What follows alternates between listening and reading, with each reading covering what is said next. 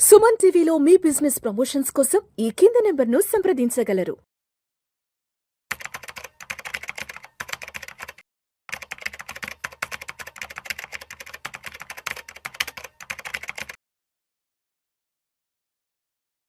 నమస్తే హర్ష. నమస్తే sir. Welcome to Vishnu talks. Thank you. So Harsha, recent టైమ్స్లో సెంట్రల్ బ్యాంక్స్ బంగారాన్ని విపరీతంగా కొని బంగారు నిల్వల్ని దాచిపెట్టుకుంటున్నాయి.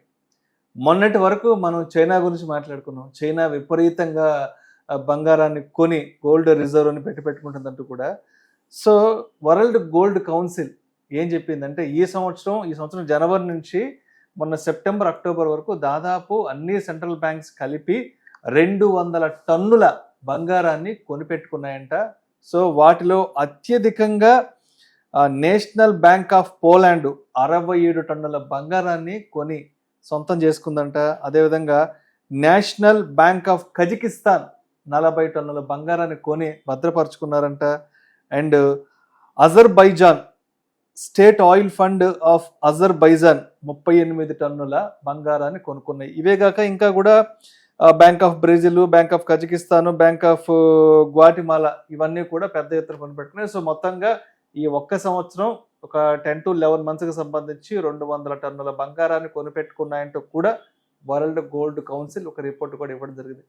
ఎందుకు ఈ ప్రపంచ దేశాలకు సంబంధించినటువంటి సెంట్రల్ బ్యాంక్స్ ఇంత పెద్ద ఎత్తున బంగారాన్ని కొని నిల్వ చేసుకుంటున్నాయి? కారణం ఏంటి అసలు? సో ఫస్ట్ మనం అసలు గోల్డ్ని అర్థం చేసుకోవాలంటే హిస్టరీలో మనకి రాజుల కాలంలో ఉన్నప్పుడు అంతా గోల్డ్ కాయిన్స్తోనే మనం ట్రాన్సాక్షన్ చేసేవాళ్ళం. ఏదైనా కొనాలి అమ్మాలి అంటే ప్రతి ఒక్కరు వాళ్ళ దగ్గర గోల్డ్ కాయిన్స్ పెట్టుకోవాలి, బంగారు నాణ్యాలు ఇచ్చి వస్తువులు తెచ్చుకోవాలి. ఆ తర్వాత కొద్ది రోజుల తర్వాత సిల్వర్ కాయిన్స్ వచ్చాయి.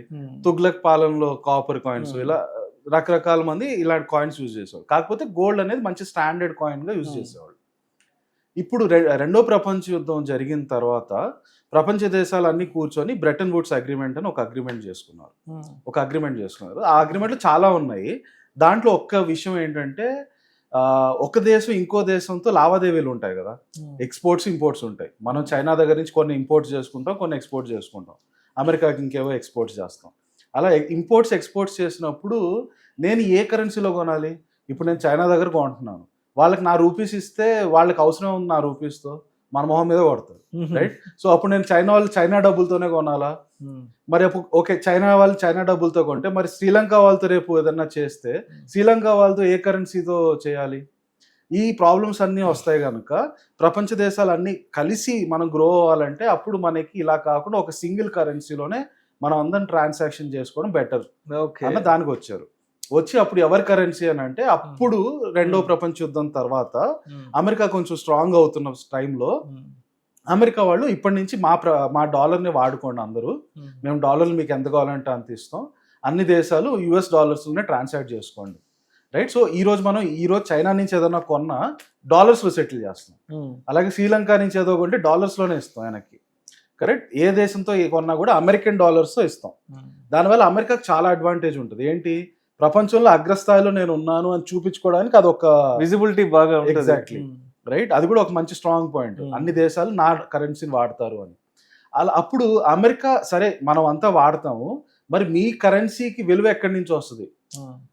ఒకవేళ రేపు సడన్ గా మీ దేశానికి ఏదో అయిపోయిందంటే అప్పుడు మా పరిస్థితి ఏంటి? మా దగ్గర మీ ఉండే డాలర్స్ వాల్యూ 0 అయిపోద్ది కదా. నేను అమెరికా డాలర్స్ కొన్ని $1,000 బిలియన్ పెట్టుకున్నా, సడన్ గా అమెరికా మునిగిపోయింది అనుకోండి, బయట ఎక్కడి నుంచి ఏదో కామెంట్ వచ్చి పడి అమెరికా కాంటినెంట్ ముంచేసింది అనుకోండి, అప్పుడు ఓవర్ నైట్ అమెరికా డాలర్ విలువ 0 అయిపోతుంది, మనకి నష్టపోతాం. కనుక అప్పుడు మీ డాలర్కి విలువ ఎక్కడి నుంచి వస్తుంది అంటే అప్పుడు అమెరికా ఏంటంటే సరే నేను మీకు ఇచ్చే డాలర్లకి ఎంత అవసరమైతే అంత గోల్డ్ నేను తెచ్చి నేను పెట్టుకుంటాను. సో నేను కేజీ గోల్డ్ తీసుకొచ్చి పెట్టుకుంటాను, ఆ కేజీ గోల్డ్ ఒక్క విలువ డాలర్ని నేను మార్కెట్లోకి ప్రింట్ చేసి మీకు ఇస్తాను, మీరు వాడుకోండి అని అన్నారు. అలా నడుస్తూ వస్తుంది. 1945లో బ్రెటన్ వుడ్స్ అగ్రిమెంట్ చేశారు. అక్కడి నుంచి అలా నడుస్తూ వస్తుంది. వచ్చేసరికి 1971కి వచ్చేసరికి ఏమైందంటే అమెరికా వాళ్ళు వచ్చి ఏమన్నారంటే, బాబు ఆల్రెడీ ప్రపంచంలో చాలా డాలర్లు ప్రింట్ చేసి వదిలేసాం మార్కెట్లోకి, దానికి ఇంకా మీకు ఇలా నేను ప్రింట్ చేసుకుంటూ పోతే దానికి కావాల్సినంత గోల్డ్ ఎక్కడ లేదు ఫస్ట్ ఆఫ్ ఆల్. సో నేను అంత గోల్డ్ ఎక్కడ తీసుకురాలేను, కనుక ఈరోజు నుంచి గోల్డ్ లింకింగ్ లేదు డాలర్స్కి అని అనౌన్స్ చేశారు. మరి గోల్డ్ లింకింగ్ లేకపోతే మరి ఆ డాలర్స్కి వాల్యూ ఎక్కడి నుంచి అంటే అది యుఎస్ గవర్నమెంట్ దీనికి హామీ ఇస్తుంది. ఈ డాలర్కి విలువ ఎప్పుడు యుఎస్ గవర్నమెంటే. సో మీకు ఎనీ టైం ఎవరన్నా దీన్ని తీసుకోని అంటే అది తీసుకొస్తే మేము యుఎస్ గవర్నమెంట్ మీకు కావాల్సిన దాంట్లో మేము రిటర్న్ ఇస్తాం మీకు డబ్బులు అని అన్నారు. సో దాన్ని ఫియట్ కరెన్సీ అంటాం. దాని ముందు ఏంటంటే గోల్డ్ బ్యాక్డ్ కరెన్సీ. గోల్డ్ అనేది అండర్లైంగ్ యాసెట్ ఉంది మన దగ్గర ఉండే రూపీ నోట్లకి. కానీ ఇప్పుడు ఫియట్ కరెన్సీ అంటే గవర్నమెంట్ బ్యాకింగ్, గవర్నమెంట్ ట్రస్ట్ ఉంది, గవర్నమెంట్ నుంచి నమ్మకం వస్తుంది ఆ వాల్యూకి, ఆ ఒక నోట్కి. అలా అప్పటి నుంచి అన్ని దేశాలు ఓన్లీ యుఎస్ డాలర్స్లో ట్రాన్సాక్ట్ చేసుకుంటా ఉన్నారు. అండ్ దాని బ్యాక్గ్రౌండ్ గోల్డ్ అయితే ఏమీ కాదు. బట్ అమెరికా ఒక ట్రస్ట్, అమెరికా ప్రపంచంలో అందరికంటే స్ట్రాంగ్ ఎకానమీ కాబట్టి ఆ నమ్మకం మీద అందరూ లావాదేవీలు చేసుకుంటా ఉన్నారు. ఇప్పుడు వచ్చి ఏమైంది, లాస్ట్ 4-5 yearsలో అమెరికా సంక్షోభంలోకి వెళ్ళిపోతుంది. అమెరికాకి ఏం సంక్షోభం వస్తుంది? ఫస్ట్ నంబర్ 1 వచ్చి అప్పు, విపరీతమైన అప్పు చేసేసి ఉన్నారు. ఇప్పుడు అంత అప్పు తీర్చాలంటే ఇద్దరు వాళ్ళు సొంతంగా బాగా ఎకానమీలో ఉత్పత్తి బాగా పెంచి అది బయట దేశాల్లో అమ్మి అట్లా డబ్బులు సంపాదించాలి. కానీ అలాంటి పరిస్థితి కూడా కనిపించట్లేదు. అప్పుడు వాళ్ళ దగ్గర మిగిలే ఆప్షన్ ఏంటి? డబ్బులు ప్రింట్ చేయడం. డబ్బులు ప్రింట్ చేసేసి అప్పు తీరుస్తున్నారు. కానీ దీనివల్ల ఏమవుతుందంటే ఎప్పుడైనా సరే ఎనీ సెంట్రల్ బ్యాంకు డబ్బులు కనుక ప్రింట్ చేయడం మొదలు పెట్టారు అనుకోండి, ఆ కరెన్సీ యొక్క వాల్యూ పడిపోతుంది. ఎందుకంటే మార్కెట్లో మీరు కొనడానికి ఉండే గూడ్స్ లిమిటెడ్. మీరు ఏవైతే వస్తువులు కొనాలనుకుంటున్నారో, సోప్ కానీ, ఫ్రూట్స్ కానీ, వెజిటేబుల్స్ కానీ, వాట్ ఎవర్ వస్తువులు మీరు కొనాలనుకునే అవన్నీ లిమిటెడ్గా ఉంటాయి, కార్లు, టీవీలు అన్నీ కూడా. కానీ మీ దగ్గర డబ్బులు ఒకటేసారి పెరిగిపోయాయి. ఆ డబ్బులు పెరగడానికి సెంట్రల్ బ్యాంక్ బాగా ప్రింట్ చేసేసి, రూపీస్ బాగా ప్రింట్ చేసి అందరికి పనిచేసింది, రైట్? డబ్బులు బాగా పెరిగిపోతే ఏం చేస్తారు? కేజీ అమ్ముడుపోయే యాపిల్స్ని, 100కి అమ్ముడుపోయే యాపిల్స్ని ఇప్పుడు అది 200కి వెళ్ళిపోతుంది. ఎందుకంటే ఇంకెవరో వచ్చి అంటారు నా దగ్గర ఒకటే కేజీ ఉంది అమ్మడానికి యాపిల్స్, ఒకరు వచ్చి 100 రూపీస్కి ఇస్తావా అంటారు. నా దగ్గర ఒకటే కేజీ ఉందంటే ఇంకొకరు వచ్చి నేను 200 ఇస్తాను నాకి అంటారు. అలా అన్నిటికీ రేట్లు పెరిగిపోతాయి. దాన్ని ఇన్ఫ్లేషన్ పెరగడం అంటారు. సో ఎప్పుడైనా సరే మీరు మనీ ప్రింట్ చేస్తే ఇన్ఫ్లేషన్ అనేది బై డిఫాల్ట్ మీరు ఇంకేం చేసినా చేయకపోయినా పెరుగుతుంది. అది డిఫాల్ట్గా పెరిగిపోతుంది ఇన్ఫ్లేషన్. ఇన్ఫ్లేషన్ అనేది పెరిగితే మీ రూపీకి మీ జేబులో ఉండే 100 రూపాయల ఒక్క విలువ పడిపోయినట్టే. ఎందుకంటే ఇంతకుముందు 100 రూపాయలు పెడితే నాకు కేజీ యాపిల్స్ వచ్చేది, కానీ ఇప్పుడు 100 పెడితే నాకు ½ కేజీ వస్తుంది. యాపిల్స్ ధర 200 పెరిగింది కాబట్టి. అంటే అర్థమైంది మీ జేబులో ఉన్న 100 రూపాయల విలువ తగ్గిపోయింది, సగం పడిపోయింది, రైట్? సో ఇది ఈ లింక్ చాలా క్లియర్గా అర్థం చేసుకోండి.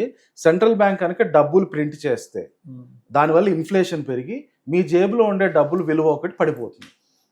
ఇది చాలా స్టాండర్డ్గా అక్రాస్ ద వరల్డ్ అన్ని దేశాల్లోనూ అన్ని ఎకానమీస్లో ఇదే జరుగుతుంది.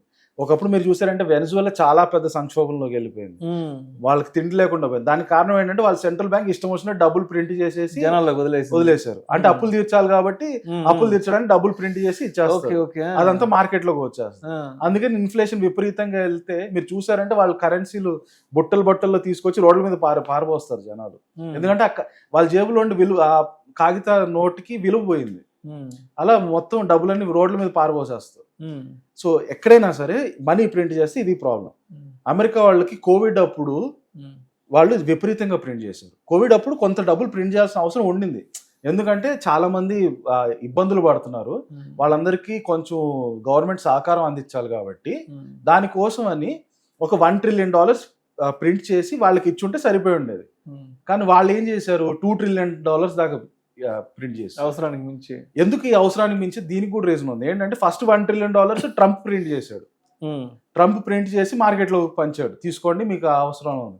తర్వాత బైడెన్ వచ్చాడు. బైడెన్ నేను కూడా ప్రింట్ చేస్తాను, నాకు కూడా పేరు రావాలని చెప్పి నేను కూడా ప్రింట్ చేస్తానని ఎక్కువగా ప్రింట్ చేసి మార్కెట్ లోకి వదిలేశారు. ఇలా ప్రింట్ చేసిన త్రూ అవుట్ హిస్టరీ ఎప్పుడైనా సరే స్టాండర్డ్ గా జరిగేది ఫస్ట్ ఏంటి, ఇన్ఫ్లేషన్ పెరగడం. అమెరికాలో అంత బాగా ఇన్ఫ్లేషన్ పెరిగిపోయింది. ఇన్ఫ్లేషన్ పెరిగితే ఏమవుతుంది, మీ దగ్గర ఉండే మీ కరెన్సీ యొక్క విలువ పడిపోతుంది, అమెరికన్ డాలర్ విలువ పడిపోతుంది. ఇప్పుడు చెప్పండి, ప్రపంచ దేశాలు అన్నిటి దగ్గర ఇంతకుముందు మనం డిస్కస్ చేసాం కదా, అందరి దగ్గర డాలర్స్ ఉన్నాయి. వాళ్ళ లావాదేవీల కోసం వాళ్ళందరూ డాలర్స్ తెచ్చుకుని పెట్టుకొని ఉన్నారు. డాలర్ విలువ పడిపోతుంది. ఎందుకు? అమెరికా ఇష్టం వచ్చినట్టు డాలర్స్ ప్రింట్ చేసి ఇన్ఫ్లేషన్ పెంచేసి వాళ్ళ డాలర్ యొక్క విలువ పడిపోతుంది.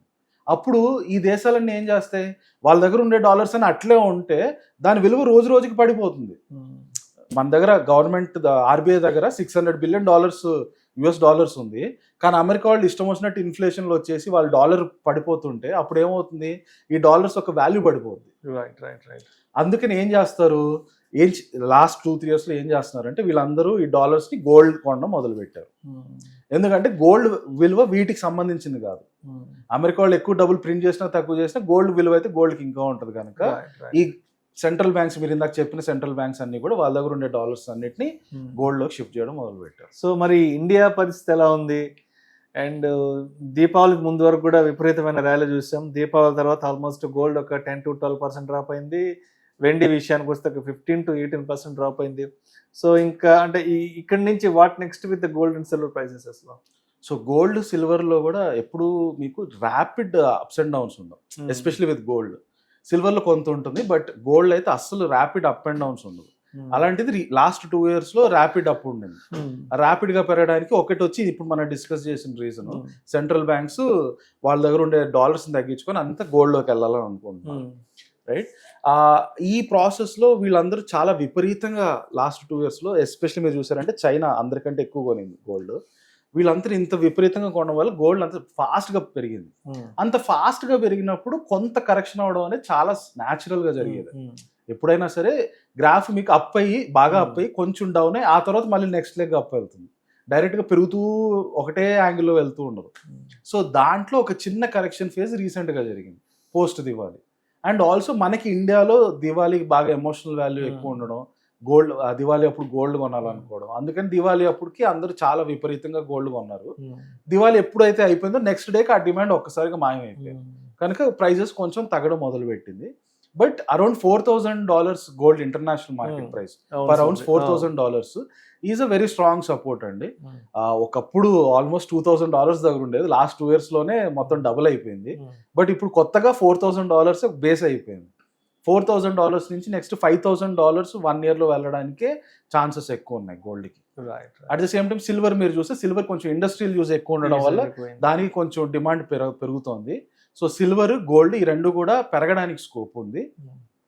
ఇంకొకటి ఏంటంటే ప్రపంచంలో ఎక్కడైనా సరే సంక్షోభం వస్తే అప్పుడు అందరూ వాళ్ళ దగ్గర ఉండే డబ్బులు గోల్డ్ సిల్వర్లోకి తీసుకొచ్చేస్తారు. సో యుఎస్ సంక్షోభంలోకి వెళ్తుంది అనేది మనకు చాలా క్లియర్గా కనిపిస్తుంది. సో నెక్స్ట్ 1 yearలో ఎనీ టైం యుఎస్లో స్టాక్ మార్కెట్లో ఏ బబుల్ వచ్చి క్రాష్ అవ్వడం, లేదా యుఎస్ డెట్ ప్రాబ్లం వల్ల ఎకానమీ రిసెషన్లోకి వెళ్ళడం, ఇలాంటి న్యూస్ ఏదన్నా బయటకు వస్తే ఇమ్మీడియట్గా మీరు గోల్డ్ సిల్వర్ ప్రైసెస్ పెరగడం చూస్తారు. At the same time US bonds, మన ఇండియన్ బాండ్స్ కూడా పెరుగుతాయి.